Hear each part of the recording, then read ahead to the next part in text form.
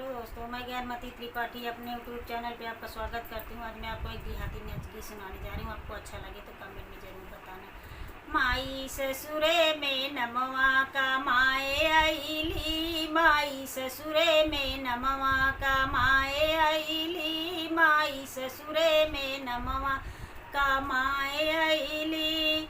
हमरे ससुर के तीन बेटौआ, तीन बेटौआ हो तीन बेटौआ, माए तीनों में झगड़ा कराए आईली, माई तीनों में झगड़ा कराए आईली। माई ससुरे में नमवा का माए आईली, माई ससुरे में नमवा का माए आईली।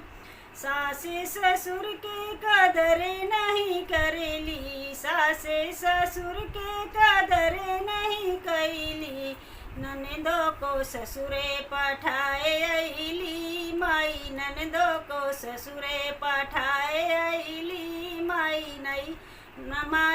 नैहर में नमवा का माए आईली।